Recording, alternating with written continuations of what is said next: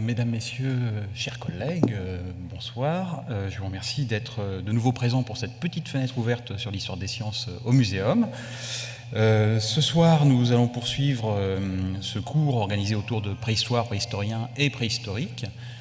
Préhistorique étant les hommes préhistoriques. Et donc ce soir, nous allons nous intéresser à la communauté des préhistoriens.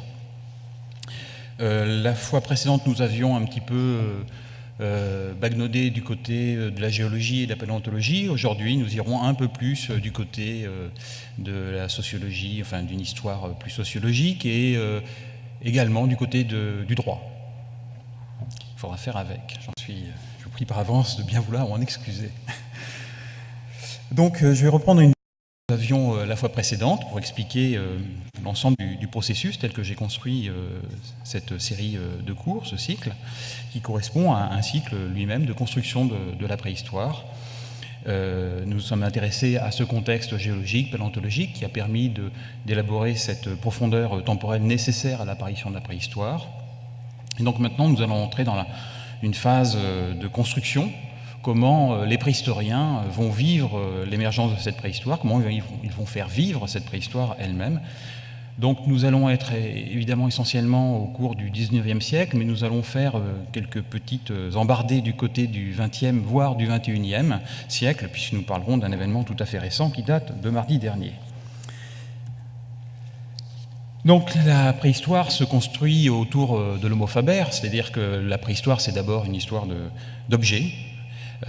C'est un processus compliqué que d'essayer de redonner vie à une réalité humaine complexe qui est parfois très éloignée et dont les seules traces sont des traces matérielles.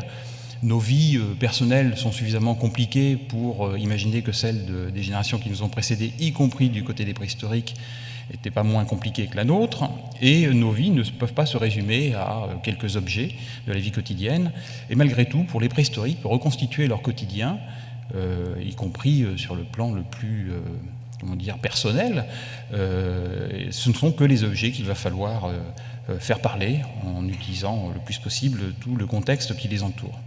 Donc cette diapo est construite, ce graphique est construit autour d'un graphique qu'Henri Delporte avait lui-même élaboré, j'ai un petit peu modifié, donc, dans lequel on voit très clairement qu'il y a deux mondes. Il y a ce monde des préhistoriques, cette vie réelle originelle, telle que Delporte l'appelle, qui se traduit par un certain nombre de vestiges qui marquent cette vie réelle.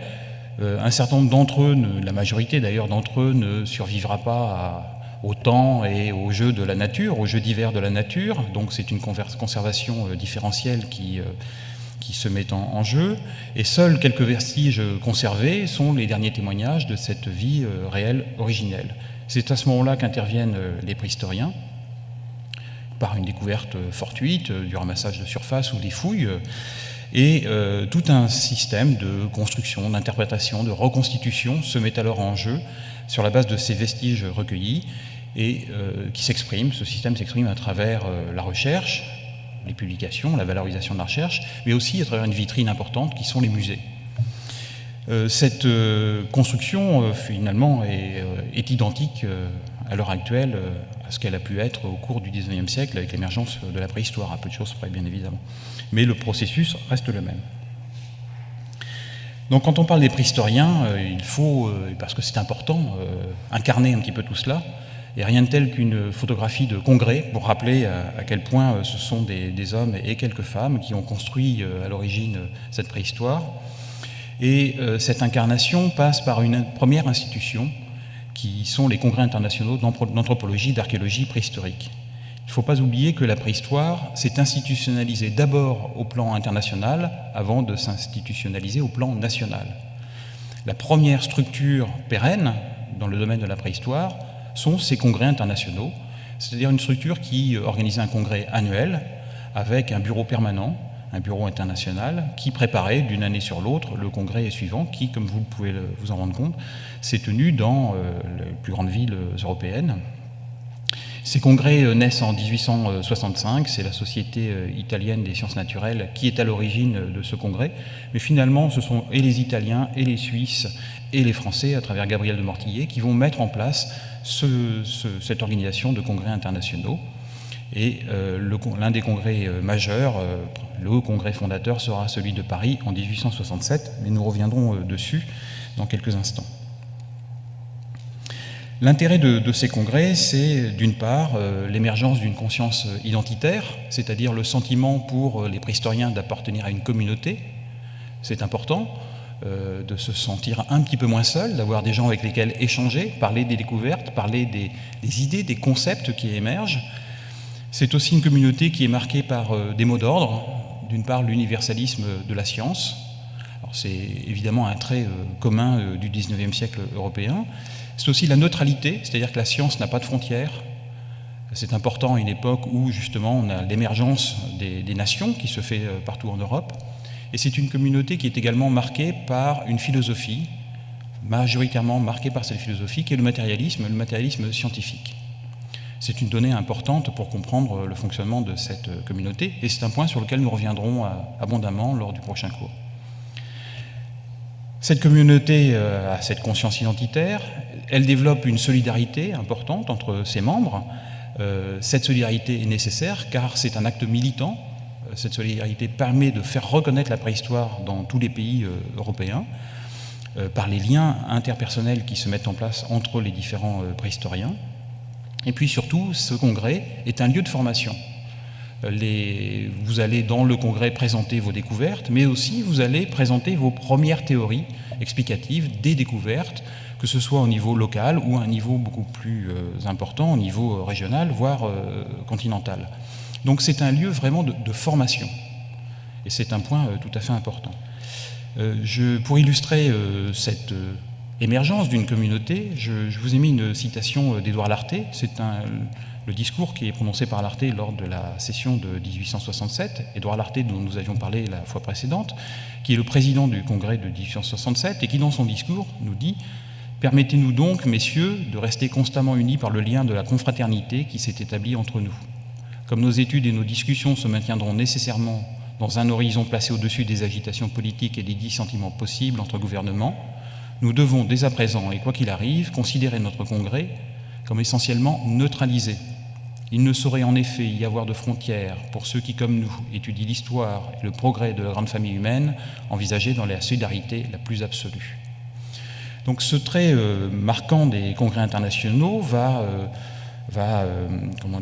être assez pérenne, mais il va se heurter à la géopolitique, qui finalement va être un petit peu plus forte que ces mots d'ordre originels, puisque l'esprit de revanche, après la guerre de 1870, surtout au tournant du 19e vers le 20e siècle, va vraiment parasiter tout cela. Et c'est à travers l'usage de la langue que l'on va voir se fracturer cette belle solidarité. L'usage de la langue, c'est que la langue française était la langue du Congrès, et la seule langue utilisée au Congrès international. Et donc certains pays, en particulier l'Allemagne, vont demander l'usage d'autres langues, en l'espèce l'allemand. Et donc c'est à travers la question linguistique que cette belle organisation du Congrès va commencer à péricliter. Mais nous sommes en 1912, n'allons pas trop vite. À quoi ressemble la France préhistorienne à partir, on va dire, des années 1860 et quasiment jusqu'à la Première Guerre mondiale? C'est tout d'abord une affaire d'amateurs. Alors il faut qu'on s'entende sur le terme d'amateur. Le terme d'amateur ne veut pas dire que l'on pratique en dilettante une activité, mais on va dire qu'en l'espèce, l'amateur est quelqu'un ayant du goût pour la préhistoire, parfois quelques connaissances, ensuite ayant du temps pour pratiquer la préhistoire et parfois de l'argent pour éventuellement acquérir un terrain ou acquérir une collection. Donc dans tous les cas, en tout cas, ce n'est pas quelqu'un qui a pour profession d'être préhistorien. Il faudra attendre, et on verra ça un petit peu plus tard, attendre la fin de la Seconde Guerre mondiale pour cela. Donc c'est une affaire d'amateurs qui sont très intéressés par la préhistoire, parce que celle-ci, certes, vient du domaine des naturalistes, mais a pour image principale de ne nécessiter a priori pas de connaissances très pointues en la matière. On n'est pas dans le domaine de l'histoire de l'art où ou de la numismatique, où ce sont après des formations très longues et une expérience acquise pendant plusieurs décennies que l'on peut devenir un numismate expert. Là, en l'espèce, la réputation de la préhistoire dans les années 1860-1870, c'est que finalement, une pratique scientifique est à la portée de tout un chacun. Les amateurs sont d'autant plus nombreux que la société française évolue grandement au cours du Second Empire et sous la Troisième République. Il y a d'une part tous ces travaux d'aménagement, de travaux publics qui sont menés, qui mettent au jour un certain nombre de gisements. Il y a le développement de l'instruction, la démocratisation de la société qui est liée, et puis le succès de la vulgarisation scientifique va de pair avec le développement des écrits. Les progrès de l'imprimerie ont pour effet également de développer des tirages importants de revues qui se multiplient, et des revues soit grand public, soit des revues scientifiques qui sont d'un accès facile. Donc c'est sur ce terrain que va se développer la préhistoire. Vous avez une image justement de ce lien avec les amateurs. Nous sommes aux grottes de Grimaldi en 1872. Donc sur les bords de la Méditerranée, à proximité de Monaco, où en 1872 a été mis au jour un Homo sapiens, ou plutôt une sépulture, d'un homme qu'on va appeler l'homme de Grimaldi, qui est découvert là-bas et qui attire tout de suite énormément de curieux. Il est vrai que, vous savez qu'à cette époque, le jeu est interdit en France, et seul Monaco et certains États en Allemagne permettent d'aller passer son temps et dépenser son argent autour de cartes ou d'une roulette. Et donc, il y a énormément de monde à pratiquer un tourisme assez particulier à Monaco, et il faut quand même s'occuper une bonne partie de la journée ou de la semaine, parce que le casino ne suffit pas à occuper tout son temps. Et ces découvertes à Menton vont finalement susciter un véritable engouement pour la préhistoire, et tout le monde va aller gratouiller les grottes de Menton pour mettre au jour un certain nombre de pièces, et on va retrouver des pièces un petit peu partout dans des tas de collections privées, tout cela étant dispersé très rapidement.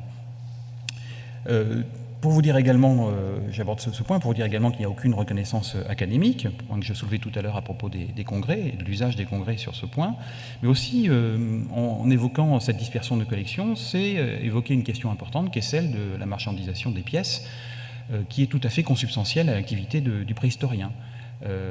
L'activité du préhistorien repose, dans le cadre de ces relations, de cette sociabilité savante, repose sur les échanges de pièces, sur les ventes, sur cette circulation des pièces, et c'est un point tout à fait important. À part les congrès, on peut que constater une chose, c'est que c'est d'abord une aventure individuelle, une aventure individuelle qui repose sur le temps et sur l'argent que vous pouvez y consacrer.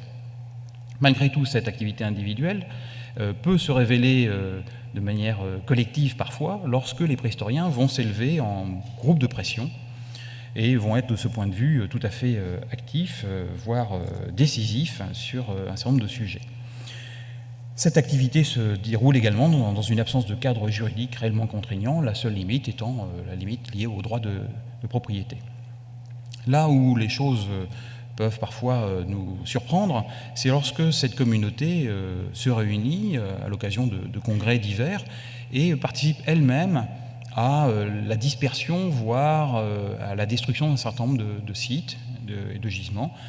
Je vous ai mis deux extraits, un extrait ce sont des comptes rendus, dans le premier cas de la 21e session du congrès de l'Association française pour l'avancement des sciences, où le congrès se rend sur le site de Brassampouille, dans les Landes, et c'est dans les comptes rendus, chaque excursionniste choisit un coin et avec quelques outils improvisés entame le talus, on travaille pour son compte, pour sa propre collection. Ce sont les termes qui apparaissent dans le compte rendu.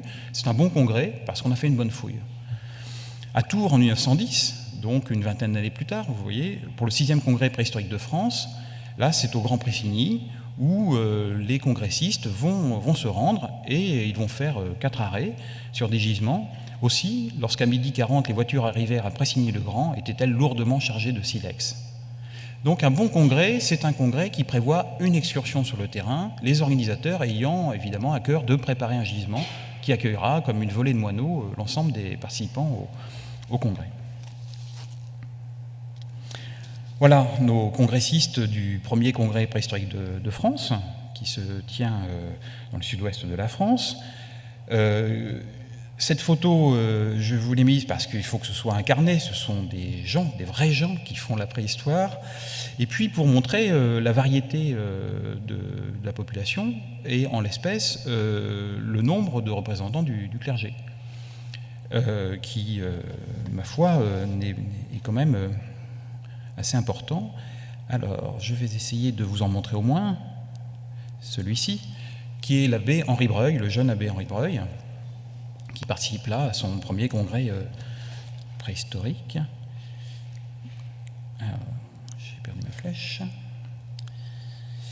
Je vous disais qu'il y a une marginalité académique.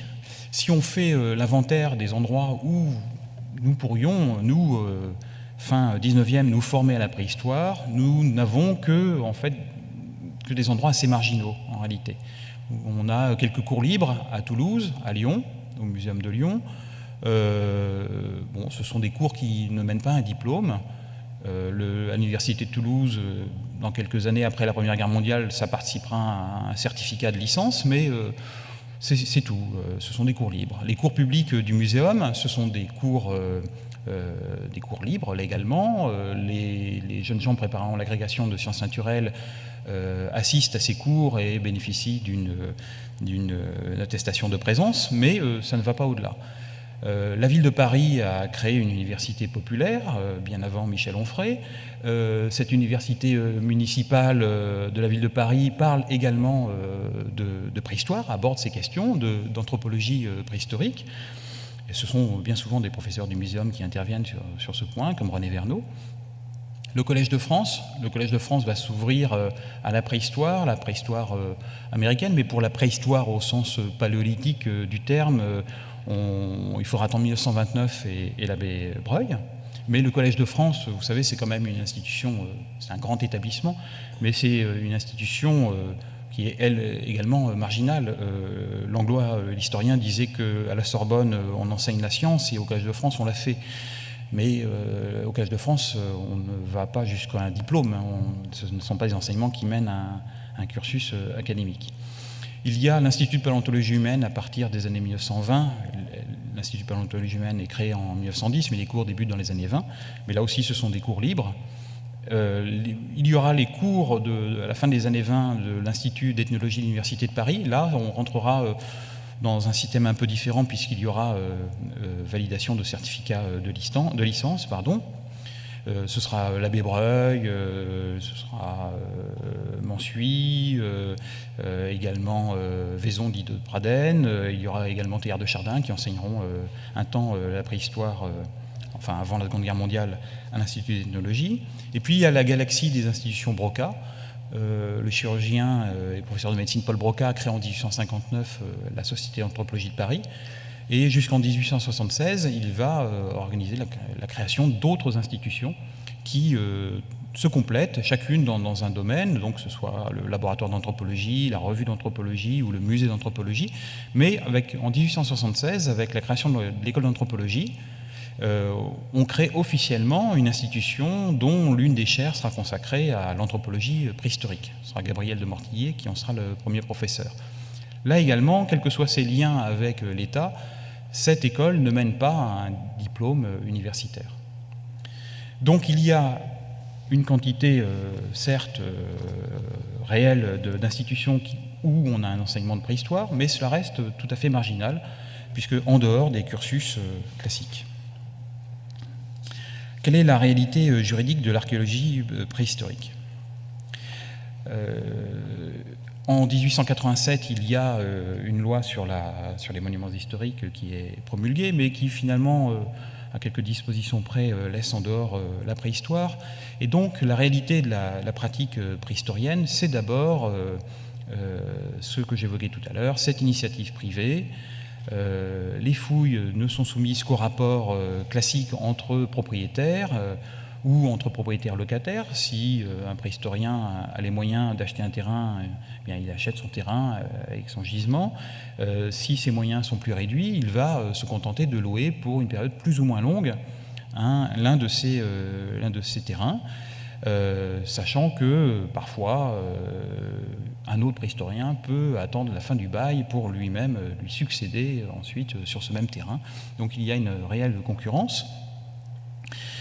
Vous avez là deux illustrations. Celle du haut présente l'abbé Amédée Buissoni, qui est professeur à Brive, et dont le frère Jean Buissoni est un grand préhistorien, et qui emmène ses élèves de sciences naturelles faire des sciences naturelles et de la préhistoire in vivo, puisqu'il organise des chantiers de fouilles avec eux, et tout le monde va piocher, bêcher, pour dégager ce qu'il y a éventuellement à dégager et qui peut passer, qui n'échappera pas aux mailles du tamis, aux mailles très larges.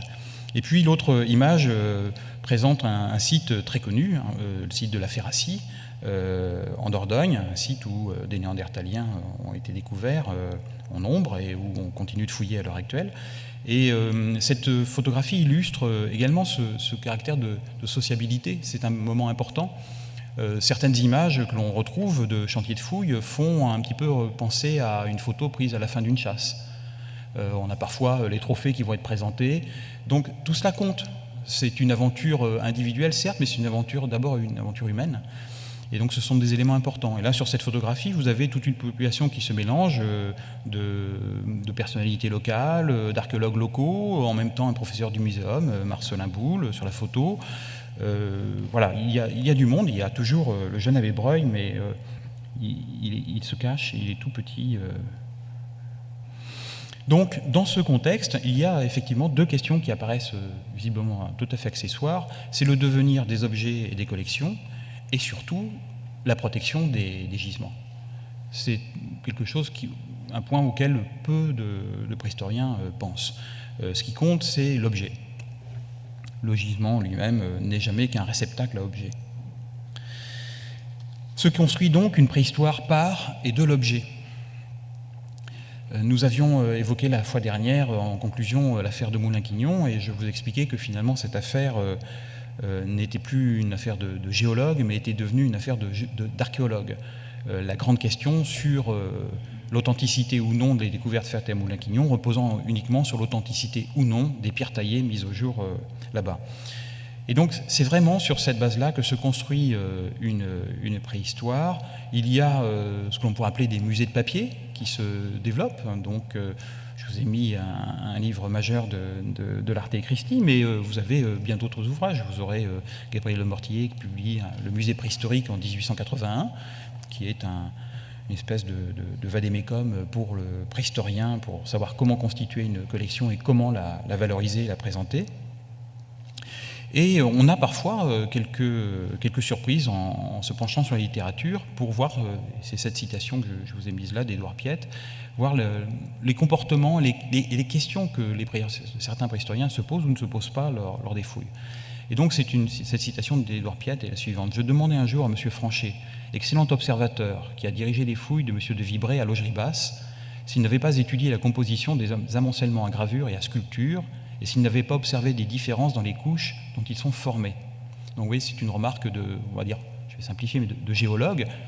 Est-ce qu'il a observé la stratigraphie? Il me répondit, ni M. de Vibré ni moi n'y avons songé. Et l'Arte et Christi n'ont pas pensé plus que nous à en faire l'étude stratigraphique. Émerveillés à la vue des surprenants vestiges d'un temps si éloigné, nous ne cherchions que des gravures et des sculptures. Nous les cherchions avec la même passion que l'ouvrier déplacé qui a la soif de l'or et n'a Dieu que pour les pépites dans les terres qu'il retourne. Donc il y a une espèce de frénésie dans cette quête de l'objet, éventuellement du bel objet, mais là c'est un critère particulièrement subjectif, et c'est ce qui guide l'ensemble de nos préhistoriens. Donc je vous disais que les contraintes juridiques qui pesaient sur nos préhistoriens étaient quand même assez faibles. Malgré tout, il faut les évoquer. Et au-dessus, dans le cadre de la hiérarchie des normes, il y a au-dessus de nos préhistoriens, mais au-dessus de nous toujours, dans le bloc de constitutionnalité, il y a la Déclaration des droits de l'homme et du citoyen de 1789, qui nous dit dans l'article 17 « La propriété étant un droit inviolable et sacré, nul ne peut en être privé, si ce n'est lorsque la nécessité publique, légalement constatée, l'exige évidemment et sous la condition d'une juste et préalable indemnité. » C'est un droit naturel, le droit d'être propriétaire. C'est consacré par la Déclaration des droits de l'homme et du citoyen. Donc, l'activité de préhistorien entre dans ce cadre-là. Je suis propriétaire, je peux donc librement disposer de ma propriété, que ce soit un bien immeuble ou un bien meuble. Donc un bien immeuble, un terrain, un gisement, un bien meuble, les objets que j'ai mis au jour dans ce gisement. Le Code civil est, lui, normalement, même s'il a bien évolué dans sa forme, étant un empilement de normes à l'heure actuelle, mais est à l'origine l'expression de la réalité sociale du pays. Il nous dit, et jusqu'à mardi dernier, c'était toujours vrai, que la propriété du sol emporte la propriété du fond et du tréfonds. Il nous dit aussi dans l'article 544 que l'on peut, en tant que propriétaire, librement jouir et disposer, de la manière la plus absolue, des biens qui nous appartiennent. Et puis, il évoque dans l'article 717 la situation dite de découverte d'un trésor. Ce trésor où, de manière fortuite, des travaux, par exemple, sont entrepris dans une maison et on va découvrir des pièces ou autre chose. Et là, dans ce cas-là, la propriété sera partagée entre l'inventeur du trésor et le propriétaire du bien, enfin du bien immeuble. Donc c'est ce cadre-là juridique, vous voyez, qui en fait consacre une liberté absolue du propriétaire, qui encadre la pratique des préhistoriens. Mais en fait, c'est ce qui correspond à ce qu'est la société française tout au long du XIXe siècle et jusqu'à une bonne partie du XXe siècle. Pour protéger un gisement, j'évoquais tout à l'heure cette question, pour protéger un gisement, je crois qu'il faut 3 éléments qui sont absolument nécessaires, qu'il faut cumuler. C'est tout d'abord un sentiment, enfin j'ai essayé de résumer ça sous 3 expressions, mais un sentiment, c'est-à-dire que il y aurait un intérêt qui dépasserait notre intérêt personnel à protéger un certain nombre de choses, soit des objets, soit un gisement. Il y aurait aussi peut-être une considération objective, c'est que la science que je pratique tout de suite ne sera peut-être pas celle que nous pratiquerons dans 20 ans ou dans 30 ans, et peut-être que l'on pourrait éventuellement en laisser un petit peu pour les générations futures. Et puis c'est, comme toute règle, une contrainte, parce qu'une règle n'a de valeur, n'existe en réalité que s'il y a une contrainte morale ou contrainte juridique. Donc il faut ramener dans le droit chemin ceux qui s'en écartent. Donc il faut être d'accord pour définir ces règles et être d'accord sur le contenu même de ces règles. Et donc c'est cette contrainte qui est aussi indispensable. Donc 3 éléments, un sentiment, une considération, et puis des moyens à mettre en œuvre pour garantir l'ensemble. Et donc de mon point de vue, si nous pensons que la présence des normes juridiques est une espèce de curseur, eh bien ce curseur va se déplacer dans la société entre plus de normes juridiques ou moins de normes juridiques, plus de contraintes, moins de contraintes. Donc pour les préhistoriens, c'est important de repousser le plus loin possible ce curseur, donc de défendre absolument leur liberté, donc de refuser évidemment les contraintes juridiques. Mais les contraintes juridiques, quand même, au quotidien, la vie d'un préhistorien n'est pas simple, car le préhistorien est un loup pour le préhistorien. Ce n'est plus le cas, bien sûr, mais ça a été le cas autrefois, sur un certain nombre de questions. Alors, l'image que vous avez ici, c'est un site classique à Chancelade, enfin un site de Raymondin, et donc qui va illustrer, je crois, assez bien mon propos. Alors, pour retrouver une base concrète, tangible, historique en la matière, on peut se retourner vers le manuel de recherche préhistorique publié par la Société préhistorique de France devenue française, publié en 1906. Là, c'est le guide qui me transforme en préhistorien, si j'accomplis bien tous les préceptes qui sont inscrits dedans, et qui organise mon activité, et qui me dit que tout d'abord, il va falloir organiser mon occupation du gisement. Il va falloir que j'obtienne les autorisations nécessaires du propriétaire du terrain, soit il me le vend, soit il me le loue, mais il faudra le faire par un acte parce qu'on n'est jamais trop prudent avec les paysans. Il faut se méfier d'eux, il ne faut pas faire ça verbalement, il faut un écrit et faire enregistrer tout cela. Donc, vous voyez, on est déjà dans une suspicion. Ensuite, et d'ailleurs la Société préhistorique française proposera même des modèles d'actes pour ses membres, pour les aider à signer ces engagements avec les propriétaires des terrains. Ensuite, première chose à faire, une fois que vous avez obtenu l'autorisation de travailler sur un site, c'est protéger ce gisement. Et que nous dit le manuel? Il nous dit, là je le cite, « Lorsqu'on est devenu locataire ou propriétaire d'un terrain et que l'on veut y entreprendre des recherches, Le premier travail à faire est de le clôturer, effectivement au moyen de palissades en planches, de grillages en latte ou de poteaux garnis de fer de ronce. Effectivement, la photo que je vous présente montre que là, on a bien observé tout cela, on a bien délimité le terrain. Ici, c'est chez moi, à côté, c'est chez les autres. Et donc, on ne doit pas pénétrer chez moi, sur mon gisement que je suis en train d'exploiter. Le manuel nous indique même la hauteur à laquelle les poteaux doivent être placés pour bien faire comprendre qu'il ne faut pas pénétrer sur ce terrain. Je continue de citer le manuel qui nous dit « L'enclos sera pourvu d'une porte solide, fermant avec une serrure et un cadenas. S'il s'agit d'une grotte ou d'une caverne, il faudra enfermer l'entrée par une cloison en planche solide, à panneaux démontables et y ménager un encadrement pour une porte fermant à clé. Un écriteau peint devra interdire l'entrée du chantier. La porte sera ouverte le matin et fermée le soir par le directeur des fouilles qui devra en conserver la clé. Malgré toutes ces précautions, il faut s'attendre à être volé, heureux encore si le cambriolage n'est que le fait de la cupidité d'un simple ouvrier. Sous-entendu, ça peut être un autre préhistorien. » Donc, voilà une petite idée de l'état d'esprit de nos préhistoriens jusqu'au début du XXe siècle, c'est-à-dire qu'ils jouissent pleinement de la liberté qui leur est accordée pour disposer des gisements et disposer des pièces, mais malgré tout, ils se rendent bien compte que cette liberté a un prix, et ce prix, c'est évidemment la concurrence des autres préhistoriens ou quelques malfrats s'introduisant subrepticement sur leur gisement pour y retirer des pierres ou des objets d'art mobilier. Tout cela fonctionne dans un cadre que j'ai évoqué tout petit peu tout à l'heure, qui est celui des échanges, des ventes. Et c'est l'un des pères fondateurs de la préhistoire, Gabriel de Mortillet, qui nous donne la philosophie, très tôt d'ailleurs, dès 1873, la philosophie d'ensemble. 1873, c'est l'année où il crée un journal qui s'appelle l'Indicateur de l'archéologue. En fait, c'est l'Argus du préhistorien. Vous apprenez la valeur des pièces, la valeur d'échange, la valeur de vente, vous apprenez quelles sont les collections qui vont bientôt passer en vente, publiques ou de gré à gré.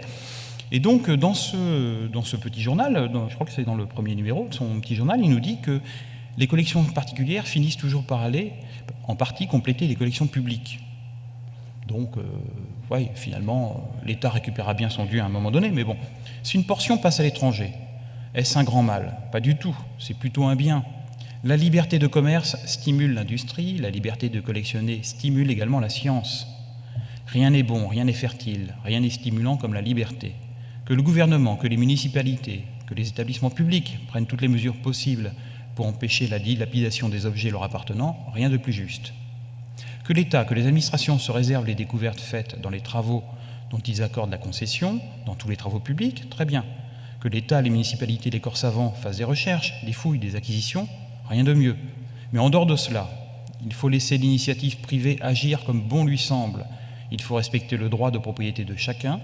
C'est le seul moyen de stimuler les recherches, de sauver bien des trésors, de répandre le goût des sciences et des études. Voilà la philosophie d'ensemble, voilà le mot d'ordre réel de nos préhistoriens, c'est la défense de la liberté et surtout cette collecte de l'objet qui sous-tend l'ensemble du dispositif. Mais des préhistoriens, il n'y a pas que d'obscurs préhistoriens à avoir pratiqué les échanges, les ventes et autres. Certains se sont même spécialisés dans une forme de courtage. C'est le cas de l'abbé Breuil. Donc pas d'anachronisme, en soi c'est tout à fait autorisé et c'est même, comme je vous l'ai expliqué, le fonctionnement même de la préhistoire qui repose sur ces échanges. L'abbé Breuil va servir de courtier à de nombreuses reprises pour vendre des collections sans être trop caricatural. Le cas classique est celui du monsieur qui avait collectionné énormément de pièces, qui décède et sa veuve se retrouve avec une maison bien encombrée. Et donc il faut régler le problème pour payer les frais de succession et puis pour vider tous ces cailloux qui ne servent à rien. Et donc ils vont se tourner vers l'abbé Breuil qui va là effectivement jouer le rôle d'un courtier et va organiser la vente. Il connaît bien le marché, donc il sait qu'il aura du mal à vendre tout en un seul lot. Donc il va organiser ça sous la forme de lots de tailles différentes, et donc il va réussir à en placer un ou deux au Musée des Antiquités nationales à Saint-Germain-en-Laye, il en placera peut-être à l'Institut de paléontologie humaine. Et voilà, c'est comme ça qu'il, chez des particuliers, c'est comme ça qu'il va organiser les choses. Certes, dans les années 1920, il va aider de grandes institutions américaines à acheter des collections majeures.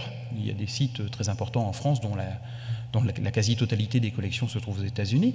Mais bon, ce sont quand même des cas assez rares. Breuil est un courtier, mais sa rémunération, ce sont quelques pièces, et ces pièces finiront dans des institutions publiques ou privées, mais voilà, il ne se fait pas rémunérer en tant que tel. Donc ce n'est pas une opération comment dire, purement mercantile de sa part. Mais pour mémoire, je vous ai mis la collection Bourlon, par exemple, en cherchant étape de conversion auprès de l'INSEE. Cette collection est en 10 séries, 7500 francs, donc il est à peu près un petit peu plus de 25 000 euros la valeur de cette collection. Donc ce sont quand même des sommes qui comptent pour la personne qui vend que de procéder à ce type de transaction. Alors le musée, c'est aussi un lieu où la préhistoire va se construire. Et le musée, lorsqu'il s'intéresse à la préhistoire, se construit, mais est-ce que ce n'est pas une fatalité qui pèse sur les musées, se construit autour des objets et va se construire autour d'un certain nombre de théories liées à la préhistoire, en particulier une vision personnelle de la préhistoire et de la chronologie préhistorique développée par Gabriel de Mortillet, qui aura pour avantage d'être à une position de choix, puisqu'il sera celui qui va organiser la présentation de la préhistoire au Musée des Antiquités nationales de Saint-Germain-en-Laye. Donc il va organiser cette présentation selon sa propre classification, c'est quand même beaucoup plus simple, et cette institution étant la référence, il est évident que le préhistorien étranger ou venant de province, ou même parisien, qui cherche à s'informer sur la préhistoire, va aller à Saint-Germain-en-Laye et il va découvrir une organisation de la préhistoire selon les critères de Gabriel de Mortillet. Et ces critères de Gabriel de Mortillet reposent sur ce que je vous ai mis, la célébration des progrès de la science et le succès des préhistoriens. C'est-à-dire que cette collection, présentée ainsi, va des présentations, des réalisations considérées comme les plus frustres vers les plus élaborées et sont censées nous présenter une évolution humaine fondée sur un projet des techniques et des réalisations matérielles. En même temps, cette présentation met en valeur tous les progrès de la préhistoire, c'est-à-dire que c'est une présentation d'auto-légitimation des préhistoriens à travers les musées. L'idée, c'est de présenter de manière exhaustive tout ce que l'on sait sur la préhistoire, tout ce que l'on sait sur une période de la préhistoire, tout ce que l'on sait sur un site. Dans la présentation, d'un point de vue pratique, ça va amener la multiplication de ces vitrines plates que vous voyez sur ces images, qui permettent de présenter énormément de pièces. Il y a certaines institutions où, dans un jeu de vitrine, on va présenter presque une centaine de pièces, côte à côte, avec de petits cartels joliment écrits, certes, mais qui, pour le visiteur n'ayant strictement aucune connaissance en la matière, restent quand même assez proches de l'hébreu. Donc, il y a cette présentation où, lorsque vous présentez un biface, par exemple, ce biface, pour bien comprendre comment le biface a pu être fabriqué, et cette idée même de symétrie, le biface va être présenté souvent, ou une autre pièce, vont être présentés avec des moulages. Ils vont être accompagnés de moulages pour justement voir toutes les faces. Donc vous voyez, on multiplie chaque pièce par X moulages éventuellement. Et voilà la présentation de Mortillet. En haut, l'image du dessus est celle d'une des salles de préhistoire à l'ouverture en 1867 des premières salles du musée de Saint-Germain-en-Laye. Et la photo, j'ai un petit peu triché, la seconde image, est certes en noir et blanc, mais elle est en couleur normalement, puisqu'il s'agit de l'état actuel de la salle dite salle Piette au musée de Saint-Germain-en-Laye, qui, j'allais utiliser une image, mais auquel les moins de 20 ans ne seront pas sensibles, est assez proche du Canada Dry. Ça ressemble à de l'alcool, mais ce n'est pas de l'alcool, si vous vous souvenez de la publicité. Là, ça ressemble à une salle Piette, ça ressemble à du Piette, mais ce n'est pas du Piette. Alors, malgré tout, il y a quelques préhistoriens qui vont quand même s'alarmer des pratiques, vont prendre des positions publiques quand même en rupture avec la grande masse de la pratique de nos préhistoriens. C'est le cas entre autres de Marcelin Boule. Le problème de Marcelin Boule, c'est qu'il est professeur de paléontologie au Muséum, et donc c'est un savant, entre guillemets, officiel. Il est dans une grande institution d'État, et donc lorsqu'il va commencer à critiquer la pratique de nos préhistoriens, on va tout de suite le renvoyer à sa condition de savant dit officiel. Malgré tout, la première critique que Marcelin Boule adresse est d'abord une critique scientifique. Il est naturaliste de formation, il est géologue, devenu paléontologue, il va même devenir paléoanthropologue, selon les termes que l'on emploie actuellement. Mais la première critique qu'il adresse en 1888, c'est de dire que finalement, nos naturalistes, qui d'abord faisaient de la géologie, qui d'abord se reposaient sur la stratigraphie, ont abandonné ce côté naturaliste pour se livrer, corps et âme, à l'archéologie, et donc simplement à la quête des objets, en oubliant le contexte de terrain dans lequel ces objets ont été mis au jour. Donc vous voyez, sa première critique est d'abord une critique scientifique. Ensuite, ça va être une critique de praticien. C'est de constater la quantité de gisements qui ont été, je ne sais pas quel terme employer, mais dévastés ou vandalisés. Et donc, il prend entre autres l'exemple d'un site majeur, qui est celui du Mas d'Asile, qui est un site assez démesuré en taille, et il nous dit, bien que M. Piette ait le droit exclusif de faire des fouilles dans la grotte du Mas d'Asile, parfois des amateurs peu scrupuleux, soit en l'absence du gardien et des ouvriers, soit de nuit, viennent en hâte démolir une partie des bonnes couches, les saccager, pour ne recueillir que quelques harpons ou quelques galets. Peu de jours avant mon arrivée, un de ces individus avait ventré un talus que M. Piette avait justement dégagé pour établir la coupe du dépôt en ce point. Donc, là, Boule y est particulièrement sensible. Piette avait préparé une jolie coupe qu'il allait relever.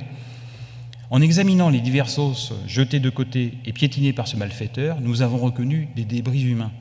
Il y avait là un squelette dont nous n'avons pu sauver qu'une faible partie, plusieurs gros morceaux des os longs, un péroné presque complet. Notre regret était d'autant plus grand que ces os sont peints en rouge. Pour un site comme le Mas d'Asile, l'information est assez importante, est assez intéressante, mais ce que Boule constate, c'est l'état du gisement après le passage de ces amateurs peu scrupuleux, en fait. Ils les appellent aussi malfaiteurs, mais il n'est pas loin de la vérité. Mais il faut savoir que la préhistoire, surtout en grotte, et même exclusivement en grotte, travaille dans des lieux qui ont subi ou bénéficié d'une appropriation par les populations locales. Ces grottes sont généralement connues depuis très longtemps, des superstitions peuvent y être attachées, des histoires familiales également, ou la grande histoire, les guerres de religion ou autres peuvent y être également attachées. Donc ce sont des lieux qui existent déjà dans on dirait maintenant le terroir, et les préhistoriens ne font que se juxtaposer à des lieux qui vivent par eux-mêmes précédemment. Et donc on ne peut pas imaginer que du jour au lendemain, ces lieux qui avaient une existence locale deviennent uniquement des lieux scientifiques. Alors il y a des conversions parfois sur cette question de la protection. Émile Cartaillac en fait partie. Émile Cartaillac est également un des pères fondateurs de la préhistoire. C'est un fils d'armateur marseillais, installé également familialement dans l'Aveyron, et qui va commencer sa carrière de préhistorien par l'exploration des mégalithes en Aveyron. Et en 1869, il écrit: « Pour moi, je reviens de mes excursions et je ne suis pas enchanté. Point de vase entier, point de longue tête de lance, comme celle que j'ai recueillie l'an dernier. Mais en revanche, 500 perles environ, rien n'y est dit, et parmi 25 pointes de flèches, un type qui m'est inconnu et quelques formes exquises. En faisant soustraction des jours consacrés au changement de lieu, j'ai fouillé durant 15 journées avec 2 hommes dressés à ces fouilles, une dizaine de dolmens, Aveyron et Gare. Le mauvais temps n'a pas permis d'aborder la Lozère. On en est heureux. » Vous vous rendez compte, l'objectif, c'est véritablement d'amasser le plus grand nombre d'objets. Voilà. Donc ne jugeons pas, pas d'anachronisme, c'est comme ça que fonctionnent les choses. Et en 1896, sans doute un peu comme Claudel, la révélation s'est faite, et il nous dit les archéologues ont détruit à eux seuls plus d'ossements que les agents naturels et que les ouvriers des champs. On est vraiment stupéfait de trouver au Muséum, c'est le Muséum de Toulouse, au musée Broca, laboratoire des hautes études, dans nos collections publiques et privées, une si faible quantité de pièces en bon état et de provenance sûre. Voilà. On peut changer d'avis, et Cartaillac changera d'avis sur plusieurs sujets dont l'art pariétal paléolithique et les sépultures paléolithiques. Mais il a changé également d'avis sur cette idée qu'on peut envisager de ne pas laisser faire n'importe quoi avec les gisements préhistoriques. Juste pour l'anecdote, et parce que je trouvais que la phrase était délicieuse, c'est le docteur Léonce Manouvrier, un anthropologue, qui en 1901, dans une de ses publications, se plaint de l'attitude à l'égard des restes humains. Les restes humains, quand on trouve un crâne, on est très content. Le squelette post-crânien, ce sont quasiment les bas morceaux, ça ne présente pas grand intérêt, donc ils sont rarement ramassés, donc ils finissent souvent dans les déblais. Et il nous dit, on peut se demander ce qui serait advenu du pithécanthrope si ces restes squelettiques eussent été rencontrés en France. Une portion de crâne, un fémur et 2 dents. Le tout peu décoratif et sans le moindre silex ou fragment de poterie. C'eût été une fouille stérile aux yeux de 90% de nos soi-disant archéologues, et ces précieux restes n'eussent même pas été ramassés. Il n'est sans doute pas très éloigné de la réalité. Donc, je voudrais illustrer ce problème par juste deux faits divers que tout le Périgord connaît, le Périgord ancien et le Périgord actuel, deux événements que les gens connaissent bien. C'est d'une part l'affaire des Vénus, maintenant gravétiennes de Lossel, et puis vous verrez. L'affaire de Lossel, Gaston Lalanne, qui est médecin aliéniste, qui a une clinique au Bouscat, à côté de Bordeaux, a pas mal d'argent et est passionné par la préhistoire. Donc ce sont deux raisons pour lui permettre de s'intéresser au Périgord et surtout de financer des fouilles sur un temps très long. Donc il va soit acheter des terrains, soit en louer, et c'est entre autres un terrain qui nous intéresse, qui est celui de Lossel, qui est un abri sous roche, qui va l'occuper pendant plusieurs années. Bon, c'est un peu compliqué parce que le terrain est partagé entre plusieurs propriétaires, mais on ne va pas s'arrêter là-dessus. Il fait mener des fouilles. Alors il faut penser un petit peu comme la région d'Amiens que j'évoquais la fois précédente, au Périgord, comme étant une région qui est à l'écart du pays quand même, et d'un point de vue économique n'est pas très développée. Ce ne sont pas les régions les plus riches du pays.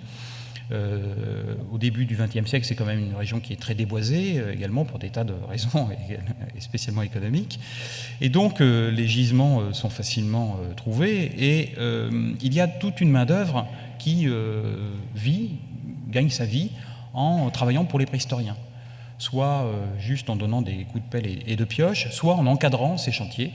Et c'est le cas d'un monsieur que vous voyez sur la photographie où on voit un groupe en train de piocher allègrement. Nous sommes sur le site de Lossel. Et c'est ce monsieur qui est là, les mains à la ceinture, qui est le contremaître, celui qui encadre ce chantier de fouille. Son nom n'a pas grande importance. Et donc, vous avez 2 images du chantier. Je crois que les déblais mériteraient d'être à nouveau exploré. Je ne sais pas si ça a été fait récemment, mais il doit y avoir un certain nombre de choses à trouver, j'imagine. Bon, évidemment, ce ne sera plus en contexte, mais voilà. Donc, ce chantier est très, très important. Et dans ce chantier, on va mettre au jour des blocs gravés. Et vous connaissez peut-être cette Vénus à la licorne, qui est représentée là dans l'image en couleur, qui va être dégagée là-bas, qui va être mise au jour. Mais en réalité, il y a plusieurs blocs gravés qui ont été découverts, et un autre qui va être découvert sans que, c'est celui qui est en noir et blanc, c'est sans que le propriétaire, enfin celui qui a commandité les travaux, Gaston Lalanne, soit au courant. Ce bloc est mis au jour et le contremaître va le vendre à un intermédiaire allemand, et ce bloc va finir dans un musée, en 1912, va finir dans un musée à Berlin. Gaston Lalanne va la prendre, va se rendre à Berlin, va constater que la pièce est bien dans le musée à Berlin. Et donc, il va porter plainte. Et il va mener sa petite enquête. La gendarmerie également va mener son enquête. Lui, très vite, il va comprendre que c'est le contremaître qui est à l'origine de tout cela. Il va nier, l'affaire va durer plusieurs mois. Et finalement, le procureur de la République va faire incarcérer le contremaître, qui va finir par avouer, et qui va avouer qu'il a vendu plusieurs pièces, dont celle-ci, aux Allemands en 1912. Vraiment, là, c'est un peu lourd. Donc, il va l'avouer. Le procès va avoir lieu. Localement, il y a un véritable traumatisme, parce qu'il faut imaginer cet homme connu sur place, aux Aisies, dans la région des Aisies, qui part encadré par 2 gendarmes, les menottes à la main. Gaston Lalanne va recevoir des lettres de menaces de la famille, des amis du contremaître. Franchement, pour des bouts de cailloux, pourquoi faire autant d'histoires ? Et finalement, le contremaître va être condamné à plusieurs mois de prison, mais il va être condamné pour abus de confiance, pas pour vol. Et c'est ce que le musée allemand utilisera comme raison pour dire que comme il n'y a pas eu vol, la pièce a été légitimement vendue, voilà, et qu'il n'y a pas de raison de la restituer. Donc, sauf erreur de ma part, je crois qu'on dit qu'elle a disparu dans les bombardements pendant la Seconde Guerre mondiale, sauf erreur de ma part. Et voilà, donc la première affaire que je voulais évoquer avec vous, cette affaire a eu droit à quelques passages dans la presse. Là, je n'ai choisi que la presse, qu'un journal de la presse nationale, mais on pourrait, évidemment, la presse locale en a abondamment parlé, mais d'autres journaux de la presse nationale en ont parlé. Mais vous voyez, en fait, tout cela est quand même un petit peu perturbé par l'année 1912, est perturbé par la relation entre la France et l'Allemagne, la montée des tensions. Et donc, ce sont des éléments qui sont très forts. Éléments très forts qu'on va retrouver dans une autre affaire qui est directement liée, là, non pas à un Allemand, mais à un Suisse alémanique. Donc, le péché n'est pas complet, il est d'abord suisse, mais il va très vite être assimilé à un Allemand. Ce sera beaucoup plus simple pour le dénoncer. Et donc, on va tout d'abord voir arriver cet individu au début, je crois que c'est en 1907 qu'il arrive aux Aisies. Il s'installe, il a pas mal d'argent, il met en place tout un système, c'est un tour opérateur en fait, hein, donc il a un système de publicité pour annoncer un peu partout en France et en Europe qu'il organise des voyages scientifiques aux Aisies, que l'on peut aller visiter des gisements. Il a même une boutique où on peut acheter des pièces. Vous êtes accueillis à la gare des Aisies, enfin la petite gare des Aisies, hein, on n'est pas à Montparnasse ou gare de Lyon, mais la petite gare des Aisies vous accueille avec un panneau annonçant les fouilles de M. Otto Hauser. Et donc, c'est quelqu'un qui fait peur localement aux préhistoriens, parce que lui, il a des moyens que les autres n'ont pas. Et puis, il travaille différemment. Il commence par s'adresser à un géomètre pour faire un joli guide. Ce guide est abondamment illustré par des plans, des cartes pour se situer. Donc, vous vous promenez avec votre guide à la main, vous allez visiter les sites, vous aurez des coupes qui ont été relevées par le géomètre. Tout est en couleur, donc c'est assez exceptionnel. Il n'y a pas d'équivalent à l'époque. Donc il fait vraiment peur. Mais il ne fait pas peur aux habitants du coin, parce qu'en fait, il fait vivre le commerce, il loue ou achète énormément de gisements, et donc la main-d'œuvre a du travail. C'est quand même assez intéressant. Pour les autres préhistoriens, c'est le sentiment quand même qu'il est en train de mettre la main sur l'ensemble des gisements. C'est un problème, c'est une concurrence quasi déloyale, il casse le marché. Et donc c'est le premier ressentiment à son égard, et de ce niveau-là, il est au niveau de la concurrence. Alors, en fait, l'autre problème d'Otto Hauser, c'est que les ventes de pièces auxquelles il procède ont pour acquéreurs bien souvent des Allemands. Donc, toujours pareil, nous sommes à une période de grande tension, et là où ça devient problématique, c'est lorsqu'il se met à vendre des restes humains. En fait, ce sont nos aïeux qu'il est en train de vendre aux Allemands, ce ne sont pas simplement des fossiles. Donc, tout cela bascule dans autre chose que de la préhistoire. Et donc, lorsqu'il vend le néandertalien du Moustier, il le vend après avoir organisé plusieurs visites. Il le met au jour plusieurs fois. Hein. Il le recouvre, puis le met au jour, le recouvre, le met au jour, pour que les visiteurs aient le sentiment de participer à la découverte. Donc, il y a toute une organisation. Tout ça est assez pensé.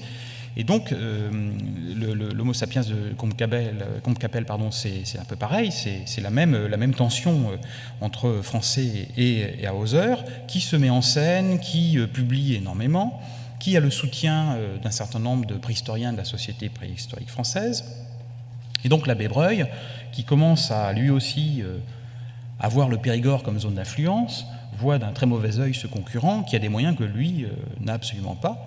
Et donc c'est lui qui va sonner le tocsin, va commencer à écrire à tout son réseau de correspondants parisiens et autres pour leur dire « Attention, il y a quelqu'un qui s'est installé, mes agents de renseignement me disent que c'est un concurrent très sévère, que tout part en Allemagne. » Donc dans une lettre à Marcellin Boule, il dit « J'apprends de sources sûres que les gisements de Logerie-Haute, Logerie-Basse, le Moustier, la Micoque et chez Pourret viennent d'être affermés pour une dizaine de mille francs à un aventurier suisse du nom de Hauser. » Donc il est déjà décrédibilisé, c'est un aventurier. Je me suis informé ces jours-ci à Zurich. Cet individu s'est rendu la situation impossible en Suisse par des escroqueries et des faux sans nombre et une conduite civile des plus tarés.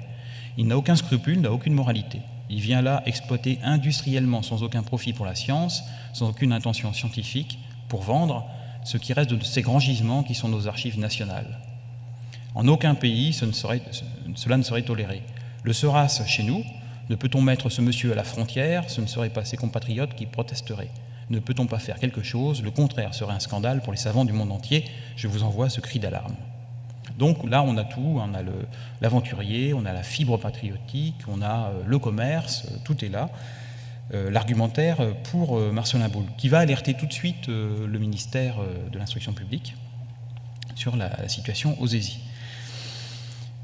La presse nationale s'en empare. Le Matin va faire un long article sur cette affaire. Et vous voyez le glissement qui s'opère. Un monsieur Otto Hauser, brave teuton, qui se dit suisse, on a la limite de l'usurpation de nationalité, est venu aux ESI accaparer pour le compte des musées impériaux nos richesses souterraines. Il acquiert parcelle par parcelle les terrains où les fouilles donnent d'excellents résultats et s'est fait même construire une petite maison avec bureau et atelier d'emballage. Ainsi, chaque semaine, selon que ces travaux ont été plus ou moins fructueux, 4, 6 ou 8 caisses d'armes, de fossiles ou d'ossements s'acheminent vers Berlin. Armes, ce sont des pierres taillées. Au reste, depuis la venue de M. Hauser dans le pays, comme une folie de préhistoire s'est emparée des paysans, qui, abandonnant charrues et bêtes, ne songent plus en ce Périgord déjà riche en truffes, qu'à gratter leur sol dans l'espoir d'y trouver l'un ou l'autre des objets chers aux collectionneurs teutons.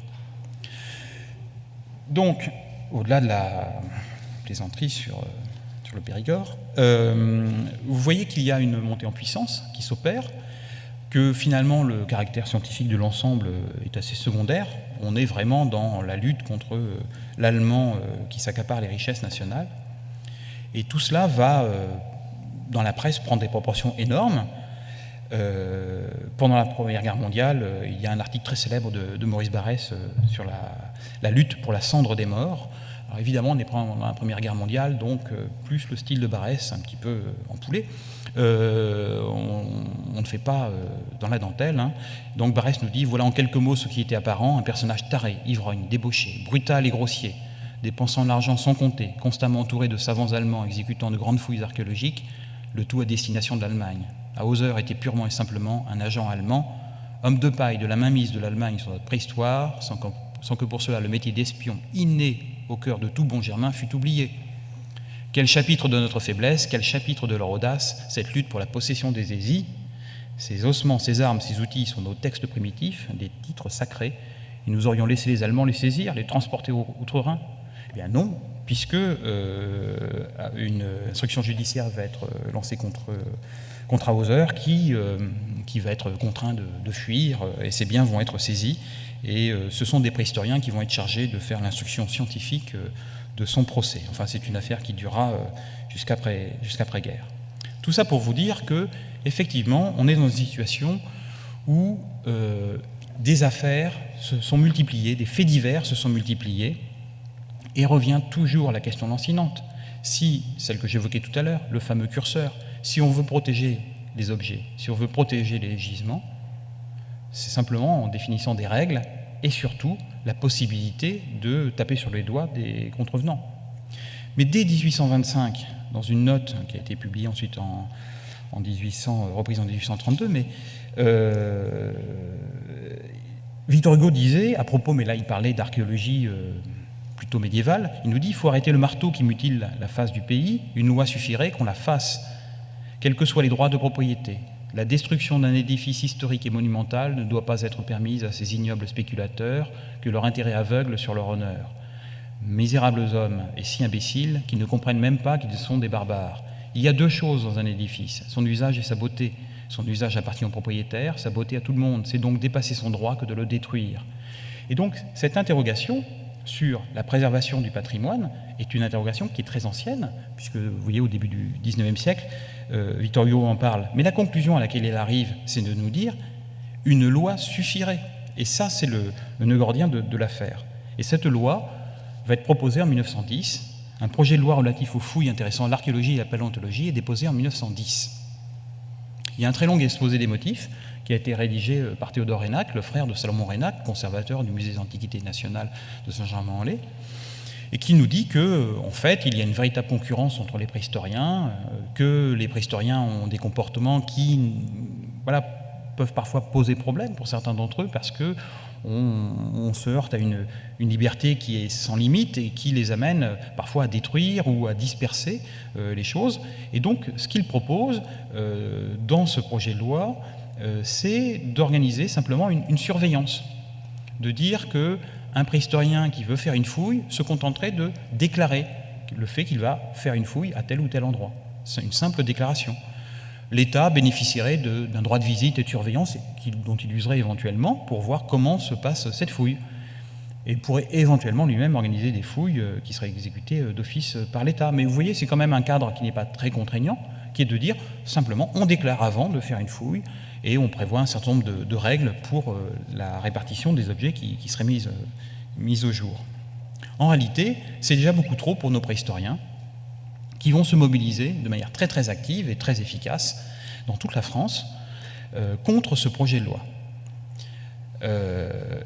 3 mots d'ordre: défendre la liberté de fouiller du fouilleur, la défiance à l'égard des savants officiels. Ce projet de loi vient du Muséum national d'histoire naturelle, c'est des gens comme Marcelin Boule qui sont derrière, ils sont donc dangereux, c'est l'État qui veut restreindre notre liberté et qui veut s'accaparer ce que l'on met au jour. Et puis, ils vont organiser une riposte tout à fait structurée. Ils vont faire ce que le moindre des lobbies à l'heure actuelle sait faire, c'est-à-dire contacter les élus locaux, contacter la presse et contacter tous les réseaux possibles du domaine qui les intéresse. Et là, ils vont être très efficaces, parce qu'un préhistorien est aussi un électeur, et donc en allant voir les élus, ils vont leur faire comprendre qu'il ne faut pas se couper d'une partie de l'électorat, et qu'en votant ce projet de loi, ils se couperaient d'une partie de l'électorat. Et donc, ce sont des façons de présenter les choses que certains élus vont tout de suite comprendre. Et donc, la presse ne va pas être en reste, puisqu'elle va vraiment relayer cette opposition à la loi. Et je vous ai mis juste un article local et un article national, mais on pourrait multiplier les citations, mais je vais pas vous le lire, mais c'est vraiment l'ensemble de la presse qui se mobilise en disant c'est une loi contre nature, qui est un projet de loi qui est à l'étude actuellement au Parlement, et il faut absolument se mobiliser contre. C'est Mozart qu'on assassine dans cette affaire, ce sont les préhistoriens à la liberté. Et les sociétés savantes également vont se mobiliser. La Société préhistorique française va envoyer à toutes les sociétés savantes de France, qui sont alors très très actives, et ces sociétés savantes locales, ce sont aussi tous les érudits locaux, les notables locaux qui font partie de ces sociétés savantes. Donc ce sont des relais importants dans l'opposition à la loi, et toutes, quasiment, vont voter des motions, des vœux d'opposition à la loi, au projet de loi, et il est évident que dans ces conditions, la loi n'aboutira pas. D'ailleurs, elle ne sera même pas discutée, elle ne sera donc évidemment pas votée, et elle va disparaître dans les limbes, même pas des navettes parlementaires, mais dans les limbes de l'Assemblée nationale, et on n'en parlera plus. Et évidemment, il y a un certain nombre de personnes qui vont très mal vivre cette situation. C'est bien évidemment Marcelin Boule qui va le faire savoir, mais c'est également Salomon Reynac, et entre autres dans la revue archéologique, il va publier un petit article sur le commerce des objets préhistoriques, tout à fait intéressant, dans lequel il nous dit « Puisque l'interdiction pure et simple de fouiller paraît irréalisable, essayons du moins d'intéresser les fouilleurs, fussent-ils illettrés, à la conduite méthodique et scientifique des recherches sur le terrain. » Donc il dit on va changer notre fusil d'épaule, on va essayer de former ces préhistoriens, de les encadrer. Bon, ça n'aura pas de suite, mais c'est une véritable déception de la part d'un certain nombre de ce que les opposants appelaient les savants officiels, qui se disent que l'on est passé à côté d'une belle opportunité. Alors, je vais vous résumer en fait ce processus sous la forme d'une série de graphiques. Nous nous sommes quittés en gros en 1859, la fois précédente. On avait la géologie, la paléontologie qui était très très active. On avait cette idée d'une préhistoire plutôt du côté des naturalistes. On bascule vers 1863, 1864, vers les archéologues. Et donc apparaissent des notions de typologie, de série, de collection. On est dans une situation à la fois qui est assez paradoxale de marginalité, comme je vous l'ai dit, institutionnelle, académique, juridique, patrimoniale, mais également un grand dynamisme, parce qu'il ne faut pas oublier que finalement cette liberté, cette explosion du nombre d'amateurs, c'est également une multiplication du nombre de fouilles, du nombre de découvertes. Donc ce n'est pas tout blanc ou tout noir, c'est comme ça, il y a les deux, ce dynamisme, il y a une véritable... la préhistoire va vraiment pénétrer dans toutes les sociétés savantes. Les coupures de presse que je vous ai présentées, c'est aussi un moyen pour faire passer la préhistoire dans le grand public, y compris à travers les faits divers. Ce sont des éléments importants. Certes, ce n'est pas toujours à la gloire de la préhistoire, mais on parle de préhistoire. Donc ce sont des éléments très très importants.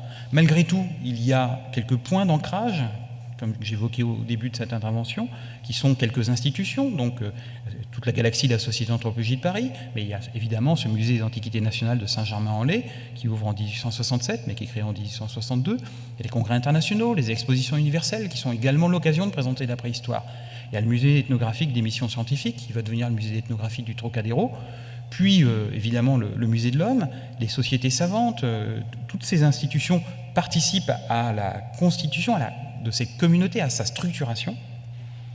Et puis il y a un moment de rupture qui va arriver pendant la Seconde Guerre mondiale, en 1941-1942, avec la promulgation de la loi Carcopino, qui organise les fouilles archéologiques et qui en fait dit que ni vous ni moi n'avons le droit de fouiller, y compris chez nous, sans avoir l'autorisation de l'État.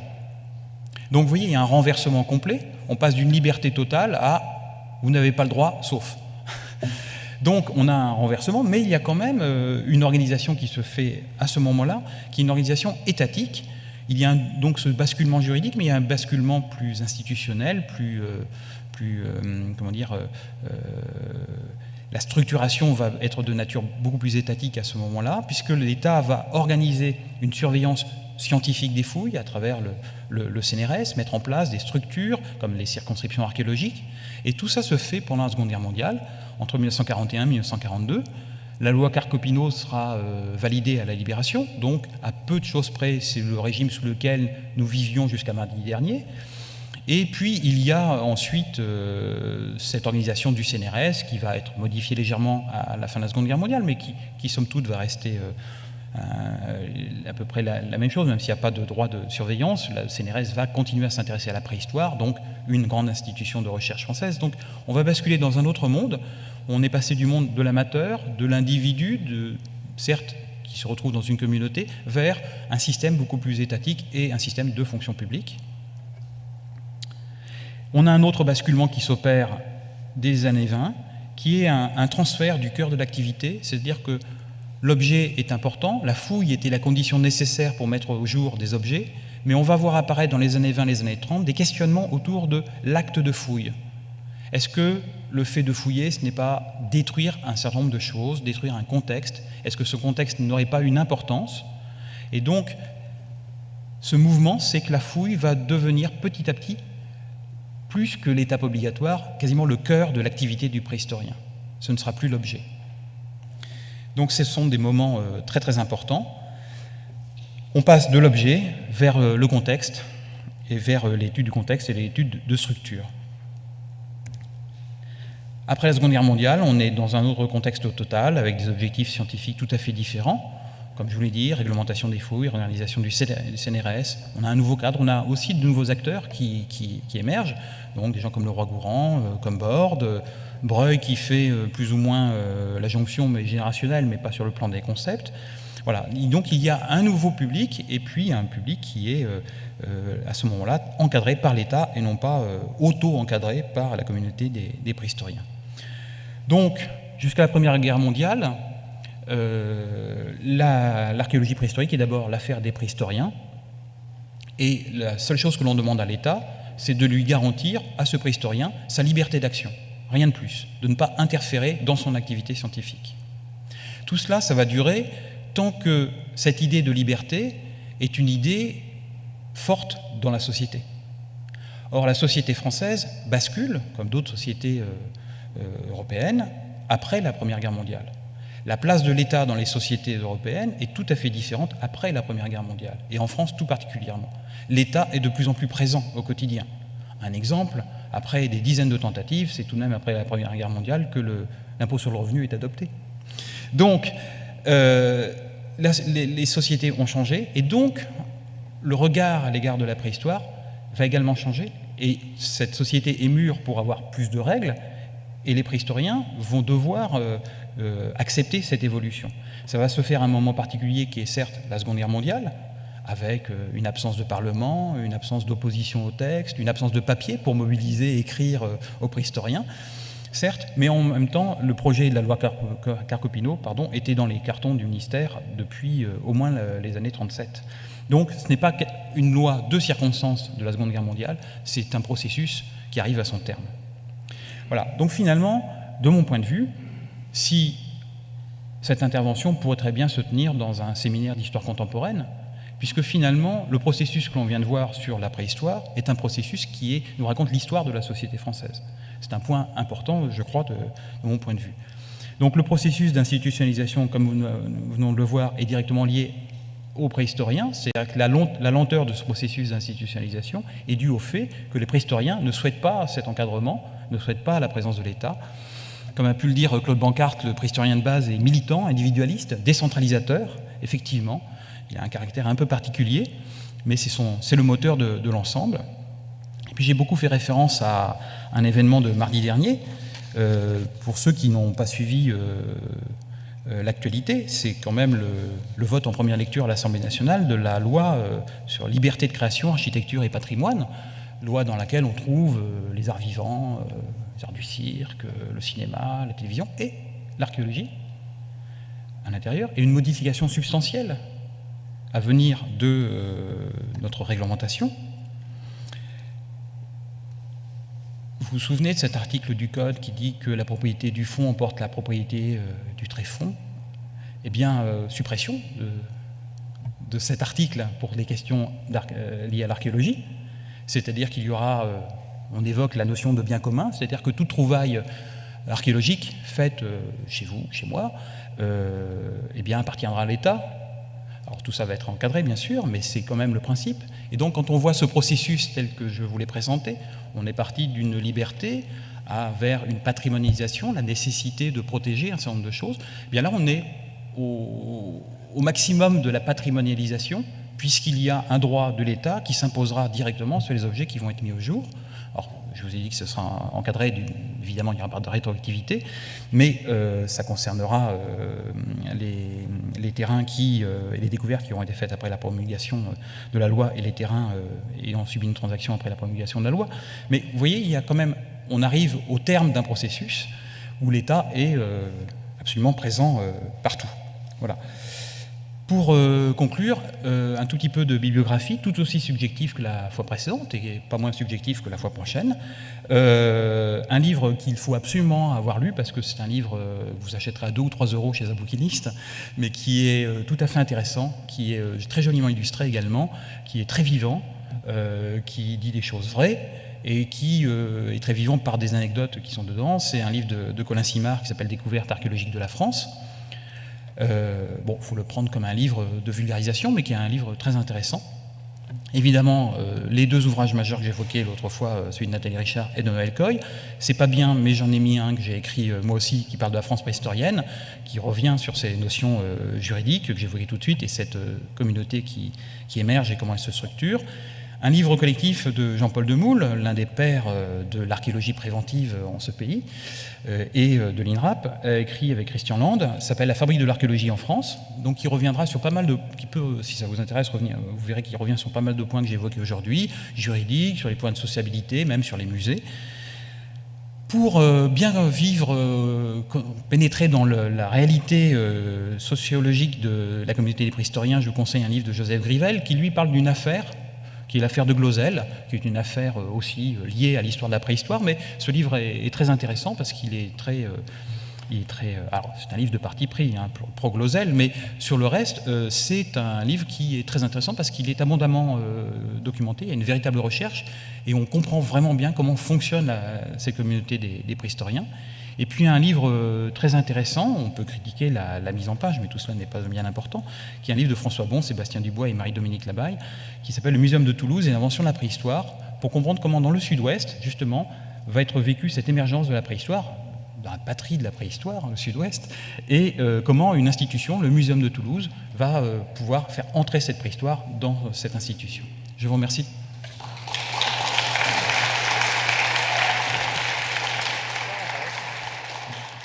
Dans ces congrès internationaux, combien il y avait de pays représentés? C'est la première question. La deuxième, un peu féministe. Dans les photos que vous nous montrez, il y a quelques femmes, en minorité, disons-le quand même. Est-ce qu'elles étaient préhistoriennes à part entière ou femmes de préhistoriens? Ou entièrement à part. Et troisième question, si vous voulez bien, comment ça se passait dans les pays à côté de chez nous et qui participaient au congrès? Est-ce que ça ressemblait beaucoup à la France ou est-ce que c'était très différent? Alors, en ce qui concerne les pays, alors effectivement mon propos est très français, toujours parce qu'on est dans une contrainte d'1 heure, donc il faut tenir dans ce cadre-là. La fois précédente, on avait traversé la Manche, il y a le Channel, mais on avait traversé la Manche. Mais là, cette fois-ci, c'est très français parce que, malgré tout, la préhistoire, et c'est pas du patriotisme ou du chauvinisme de ma part ou de la part de ceux qui l'ont écrit, est quand même une science qui va s'élaborer essentiellement en France. Donc ce sont des points qui, c'est pas négligeable. Donc il y a d'autres pays, l'Angleterre, j'évoquais la fois précédente, mais l'Angleterre a, à partir des années 1870-70, un petit peu délaissé la marche des études préhistoriques telles que la France les a poursuivies. Après, il y a des particularités, ça va être l'Espagne, où l'Espagne est quasiment une terre coloniale pour les préhistoriens, puisque ce sont souvent des préhistoriens étrangers, donc non espagnols, qui vont faire des fouilles en Espagne. Mais on reparlera de l'Espagne la fois prochaine. L'Italie, c'est un cas particulier également, puisque là-bas, c'est le pays de l'archéologie classique, donc c'est le vaisseau amiral, donc ceux qui s'occupent de choses aussi banales que la préhistoire sont peu nombreux. Et puis, il y a un grand débat en Italie entre ceux qui reconnaissent le paléolithique en Italie et ceux qui n'admettent pas qu'il y ait eu un paléolithique en Italie, donc ils ont déjà des problèmes locaux à régler. On pourrait parler de la Suisse, qui est un pays dans lequel la préhistoire s'est développée très tôt, mais c'est sur des périodes beaucoup plus récentes, c'est lié à ce qu'on a appelé les palaffites, ou les cités lacustres. Donc c'est un cas particulier, mais qui est, comme je vous l'ai dit, très actif, puisque c'est, entre autres, grâce aux Suisses, que les congrès internationaux ont pu être mis en place. Voilà, enfin, je ne vais pas faire le tour de l'Europe, mais tout ça pour vous dire que, également, les congrès internationaux sont d'abord des congrès qui touchent une population européenne, de savants européens, alors jusqu'à l'Oural, donc c'est l'Europe plus géographique, même si nous avons dans les congrès des participants qui vont venir d'autres continents, éventuellement. Mais le cœur de l'animation, et surtout ceux qui dirigent les congrès, sont des Européens. Donc essentiellement, enfin, il y a beaucoup de Français qui sont très actifs, puis au début du XXe siècle, il y aura beaucoup d'Anglais, enfin voilà, il y a des rythmes qui se font. Donc c'est premier élément de réponse à votre question. Les femmes. Alors, les femmes, c'est un sujet en soi pour les préhistoriens, puisque nous avons la chance d'avoir de très grandes préhistoriennes. Je ne parle pas des générations actuelles, hein, je parle des générations précédentes. Il y a de grandes préhistoriennes, par exemple comme Dorothy Giraud, qui va être la première titulaire d'une chaire de préhistoire à Cambridge. Mais pour la période qui nous intéressait, 19e siècle, les femmes sont assez peu présentes. Effectivement, elles sont physiquement présentes, elles accompagnent leur époux, mais ça ne va pas tellement au-delà. Voilà, c'est peut-être à l'image également de la société en l'espèce française à cette époque. Peut-être que les activités scientifiques sont plus réservées au monde masculin qu'au monde féminin, mais en même temps, ce n'est pas l'époque où les femmes suivent beaucoup de cursus universitaires. Il y a plein d'éléments qui entrent en ligne de compte. Dans notre population de préhistoriens, il y a énormément de médecins qui sont actifs, énormément de prêtres, mais dans les deux cas, ce sont des gens qui ont fait des études, donc différentes, certes, mais qui ont fait des études. Ensuite, la situation dans les autres pays, j'ai un petit peu répondu à votre question en préambule en vous disant que finalement c'était des situations qui étaient très différentes et que c'était pas franco-français parce que c'était pas un moment de célébration patriotique de la France dans l'histoire de la préhistoire, mais que c'était de fait la nation la plus présente à la période qui nous intéressait. Ce qui est bien évidemment plus le cas à l'heure actuelle. Non, une seule petite question, très locale. À Saint-Germain-des-Prés, dans le jardin, il y a des fouilles. Et on voit, il y a un monceau. Savez-vous si elles sont historiques ou préhistoriques? Et si vous pouviez nous en parler, parce que je n'ai rien vu dans la presse dessus. Je devrais regarder sur Internet peut-être, mais je voulais votre avis. Merci. Alors, moi de Saint-Germain-des-Prés, ce que je fréquente le plus, c'est la romerie martiniquaise. Romerie. Alors, a priori, ce sont des fouilles de période historique, mais moi je n'ai strictement aucune compétence, parce que je ne suis qu'un modeste historien, je ne suis pas un archéologue, donc je ne pourrais pas vous répondre. Mais je suppose que ce sont des fouilles, de ce que j'en ai vu, ce sont des fouilles qui sont programmées depuis un certain temps, et que tous mes collègues archéologues, maintenant, ont compris qu'il était important d'informer la population. Je suppose qu'il doit y avoir des panneaux d'information, il doit y avoir tout cela, tout autour. Non, je ne peux pas répondre précisément à votre question, madame. Bien, c'était la dernière question. Merci beaucoup Arnaud Hurel.